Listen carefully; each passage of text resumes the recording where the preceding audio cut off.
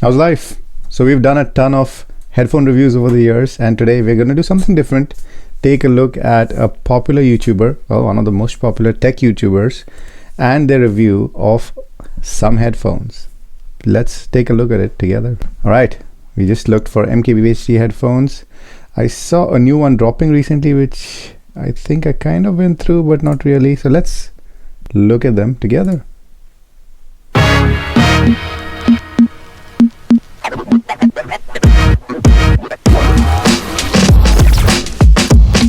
So, right off the bat, man, what an intro. You don't have to cover your face, Marquez. Amazing intro. So Marquez is known for a great visual quality. you remember Let's also look a little bit at the review quality. like a year ago when Dyson came out with these things? The Dyson headphones combo wearable air purifier nightmare get. Yeah, that was weird. I don't know what Dyson was doing there, but I think a lot of you guys don't probably live in polluted cities, but like where I'm from in India, Delhi is one of the most polluted cities in the world, and products like these might actually help you and help your health. But agree, they look super weird. Gadget. I tested them, I reviewed them, I gave it a chance. It ended up still being the single dumbest product I've ever reviewed. Still is. So imagine my And he said it was one of the dumbest products, and yes, agree with the whole face mask thing. It didn't quite catch on, but Clinical said that these were pretty good sounding headphones. I myself haven't heard them, but I rate Clinical very highly. So interested to see what the follow-up is. surprise when Dyson unveils a new product a year later and it's just headphones. It's just like they removed the stupid air purifier part and left behind the giant metal pair of Dyson headphones that were kind of overshadowed last time. This is them, and they are $500. Jesus, guys. Are we gonna have to buy these? So many expensive headphones out there. And for a small channel, these are almost impossible to buy. We have the AirPods Max. They started it, of course. Then the Ultra from Bose. Then the Bowers & Wilkins PX8. Oh, there's so many of these headphones to buy. Let us know if you want to see this reviewed. So, yeah, of course I'm going to give them a shot. Because, on the off chance that someone out there was turned off by the super spreader air filter thing, but was still intrigued by the idea of a pair of super high-end Dyson active noise canceling headphones, I'm dedicated to giving these a fair shake. And the thing is, it might not seem to make much sense until you consider that AirPods Max. Exactly, right? AirPods Max also exist. I even skipped the Sonos, which is also very pricey. There are some other audiophile headphones that are being released right now, also very pricey, embargo, so I'm not sure I can talk about those. But it's like what Apple did with the iPhone. They pushed it up to $1,000. Initially it was ridiculous. Now it's normal. I think soon noise cancelling premium headphones, 500, 600 is going to be the new normal. Oh, and there's a Bang & Olufsen one, the H95, I think that's $900. So there are expensive ones out there, but this is kind of normalizing it now. Also exist. In fact, the more you compare them, the more it feels like Dyson just saw AirPods Max just getting dusty, sitting in the corner, no updates after 4 years, still has a lightning port. Bizarre that AirPods Max still has a lightning port. But I think we're going to see some new AirPods Maxes. Still super heavy, just unchanged, and still getting sales at $550. And thought, okay, well, surely that audience is looking for an alternative, right? And when you put them side by side, it becomes actually pretty clear to me that what... There's another thing, Marcus's shots are so pretty visually.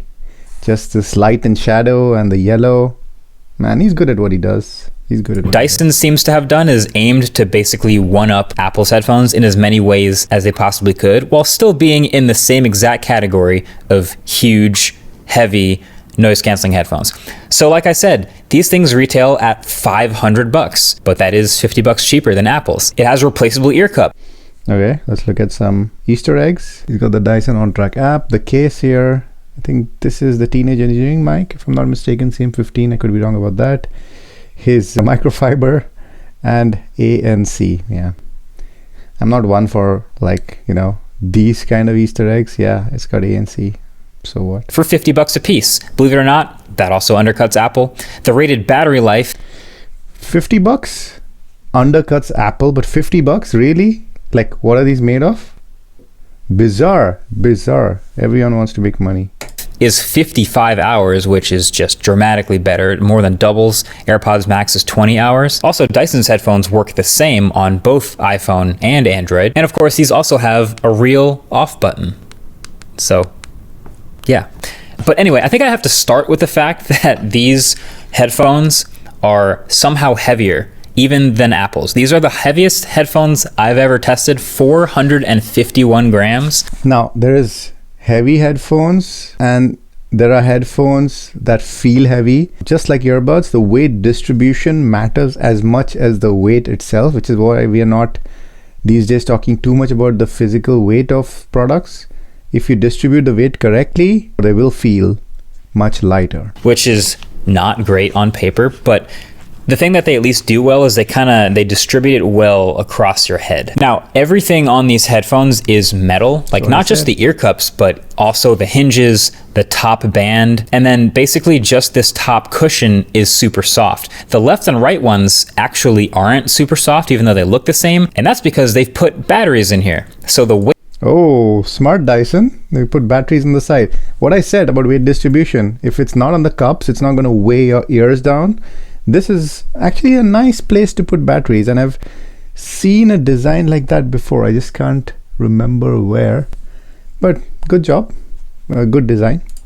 Weight now is actually higher off of the ear cups, which is how they managed to be, I'd say, just as comfortable as AirPods Max. They feel different, but not a high bar. They're still super heavy. It's just they're not super uncomfortable for sitting around and passively listening for a while. And honestly, there's actually a lot of interesting, sometimes Ooh, love the colors and the texture. Ugh, his B-roll. Clever design with these headphones. The main one really being these interchangeable back plates and ear cushions. I'll get to how they sound, don't worry.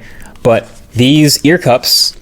I'm curious, Marquez, how do they sound? ...are a quarter twist and an unlock away from being totally replaceable. And then these back materials, it's just a cap that is also a quarter twist away. I think Dyson knows. My feeling is Dyson knew that the AirPods Maxes, the new ones, are going to be, focusing on color and stuff like that. That's why they've gone all out with the customization here. I'm very curious to see if Dyson can eat into some of the AirPods Max's market here. But of course, depends on the sound and the performance, and I'm sure Marquez will tell us about that, won't he?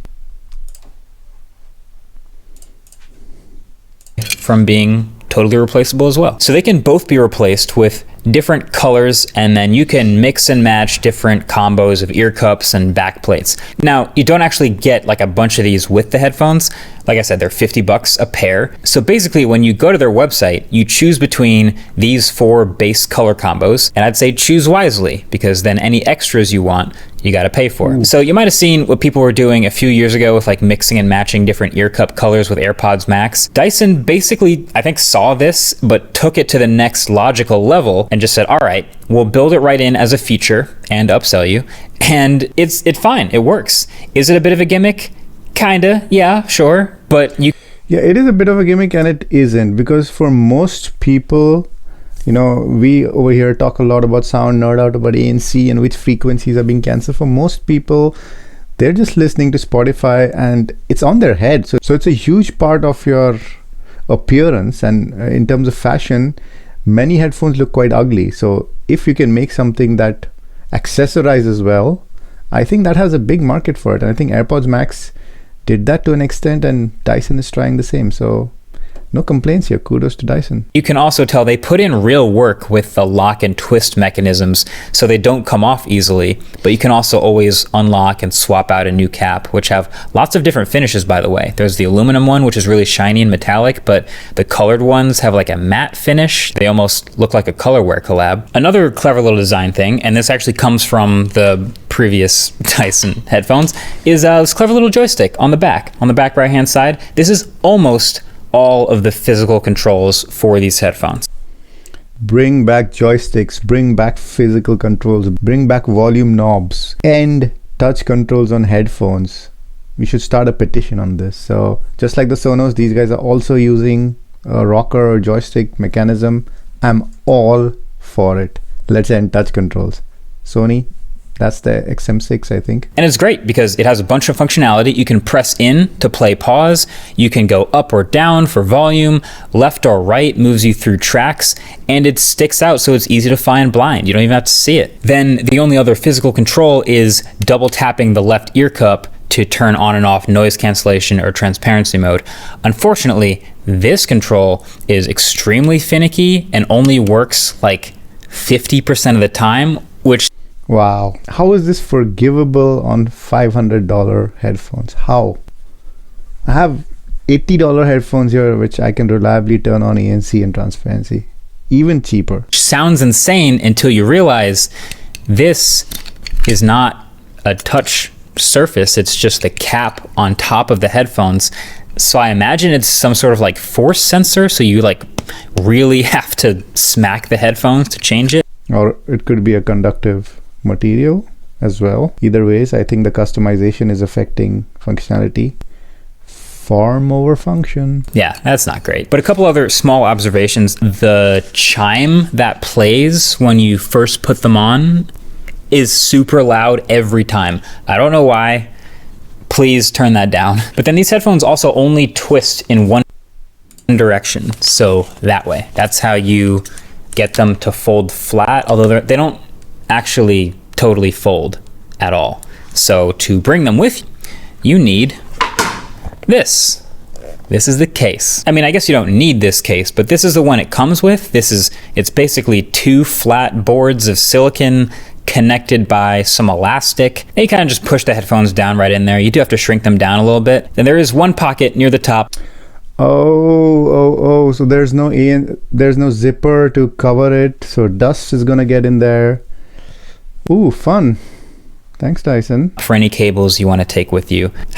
Sure, that's fine. These headphones also have on-head detection, so they can automatically play when you put them on, and then automatically pause whatever you're listening to when you take them off. Pretty standard for high-end headphones. And they also have multi-point, multi-device connectivity. So I had these paired to both my iPhone and my Pixel at the same time. And the Dyson app is pretty solid. It lets you change ANC modes, and it still does that real-time thing where it shows you like a graph of the last 30 seconds of how loud it is outside the headphones versus how loud it is inside the headphones. So you can see that delta when you have noise cancellation on. Fine, cool, I guess. It's not the most useful feature in the world, but it's still cool to look at once in a while. But then, of course, how do they sound? They're headphones after. All right, we are 7 minutes in of a 10.5-minute review on headphones, and we're getting to how they sound. He's done a very good job covering the build, the comfort to an extent, the design. I think that's what MKBHD is good at, the industrial design, you know, how it feels, the emotional part of it. So let's see how it performs. After all, that's what people want to know. So as your resident non-audiophile, but someone who has listened to a lot of Hey, that's us. Resident non-audiophiles, but have tested and reviewed a lot of headphones. These sound solid, but not amazing. I actually did listen to a lot of back-to-back with the AirPods Max. I kind of like this approach for a non-audiophile to, you know, review audio products. Just listen to the music you like, see what feels good, talk about it. A lot of people diss Marquez for not, you know, oh, he doesn't know audio, whatever. Most people don't know audio. Audiophiles are like 1% of the world. So yeah, I mean, let's see what he has to say. But I like his approach of just listening to music. He's comparing two headphones. It's easier to compare things than to do things on their own. So yeah, let's see what he says. Because that feels like the appropriate comparison here. And the AirPods sound better in basically every single genre. Oh, wow. Okay. So my opinion on the AirPods Max has evolved over time. I thought they were some of the best sounding ANC headphones. I don't think so anymore, especially the garbage kind of the mid and treble situation. And you have to change some settings on your iPhone to make them sound okay, and they don't have a custom EQ either. I love the bass on the AirPods Max. One of the best, most enjoyable bass on ANC headphones for me. But if AirPods Max sounds better in basically every single genre, okay. No thanks, Dyson. Genre, but by like 10 to 25%. I really am curious actually, because Clinical rated the Dyson headphones pretty highly. I really wonder how this is going to be. And you can play with the EQ in the Dyson app, but there's only 3 presets. So there's neutral, that is the flattest, most honest representation. Why not? You're competing with the AirPods Max. Why are you trying to be like the AirPods Max? Try to go the other way. Give people more options, customization. It's bizarre. It is actually surprisingly neutral. Enhanced sounds closest to AirPods Max, and it's pretty good. That's my personal favorite for listening to music. There's nice big range, deep sub bass, and then still has crisp, detailed mids and highs. And then bass boost sounds horrible, but it does what it says if you're into that. I think the struggle really is mostly to create like an open, like wide feeling soundstage. The inside of the ear cups actually is pretty shallow. It's legit touching my ear with okay, so that was 1 minute of sound and just about on par as to what you can expect the on fabric. So it's just not the widest soundstage, and there isn't as much instrument separation as I was hoping for. But in general, they sound like any other rock solid B+ noise canceling headphones would for around like a $300 price point. There are also 8 microphones all the way around for active noise cancellation. Ooh, ANC. Wonder what you'll say. And they are decently good at getting rid of some white noise, but they are not the strongest. Like Sony's, Bose, and AirPods all cancel way more background. Oh man, so this is going to be one of those things that takes off as a fashion accessory. I mean, that's what they focused on, it appears. Sound, okay, Marquez thinks they don't sound good. Maybe we need to test that. But ANC, I think I can pretty much trust him because, yeah, it's not so difficult. You don't need to be an audiophile for that. Yeah, so if the ANC ain't great, let's see what he says about transparency. At least maybe that is good. On noise, and then the transparency mode is okay. The real strength, one word, okay, of these headphones, if you must know, is definitely the battery life. What they've done with like getting the battery cleverly on the band instead of resting on your ears made a surprisingly big difference, and it's a lot of battery. This battery life is amazing. Like I've only had to charge it once during this super heavy use of like week and a half testing I've been doing. Yeah, like 50+ hours with ANC on is like world beating. No, Marquez, it's not anymore. It really isn't. It used to be, but now it's average. We've seen ANC headphones doing that quite often, including the Sennheiser Momentum, which is a high-end headphone. So not world beating, but it's up there. So great battery life. Plus they actually have an off button, which they can't all say they do. Second time he's talking about the off button, and of course I think he's referring to the AirPods Max, which you need to put into the bra case for it to go off using magnets. So it's not as big a deal as he's making it, but it's nice compared to the AirPods Max. He's just throwing shade there. I get it. But at the end of the day, these are still Dyson headphones. Like, why do these exist? That's the real question that I've been wondering this whole time testing. Because Dyson saw a high margin market in the premium headphones category, and they thought their headphones were good enough to compete, and they're going on more the right brain stuff, the fashion and things like that. So I guess that's why they exist, at least according to me. And I think the obvious business 101 answer is Dyson spent real R&D money making this stupid pair of headphones that have an air filter attached to them, and figured they might as well get their money's worth. Well, I think that's a little bit of sunk cost fallacy. If that's the reason they released these headphones, that is playing on a bias, which they've spent money on something and now they want to recoup that money. But that money is already gone, whether or not they release these headphones. So I think they think they're in with a genuine shot of competing with Apple and, you know, the high-end market. I think R&D money, I wouldn't think of it like that if I was in business, but what do I know? I'm just a YouTuber. Worth, and also ship something that might have a little bit of a larger addressable market, which is just headphones. So now there's headphones. So if you aim these squarely at AirPods Max, which is what I did, I feel like that's the closest thing to them, then they don't seem as ridiculous. I mean, they're built just as well. They have much more clever, interesting customization going on. They have decent sound. They also have like a solid physical controls, and they're much better with batteries. So yeah, I guess since they're cheaper, they make sense. But however, if you compare them to basically any other high-end normal pair of noise-canceling headphones in the $350 range from any of the other majors, then yeah, these are overpriced, straight up. So that's the verdict. Now you know. At least the people from Dyson can say they shipped something. Thanks for watching. Catch you guys in the next one. Peace. Well, I think that was a good review. A lot of you guys will probably complain, oh, the ANC is not analyzed enough. The transparency had just one word. Okay, that one I will complain about as well. The sound quality was very basic, but that's exactly what you come to Marquez's channel for. You get, not all YouTube channels have to do the same thing, right? Like here you get an excellent overview of what the product is like. YouTube is free. Go browse around, look for more things, more YouTubers who do in-depth headphone analyses, and give this a solid like B+ review. Not the most detailed, but exactly what I'd expect on Marquez's channel. Not talking too much about sound, more about the build. Beautiful looking video. So end of life.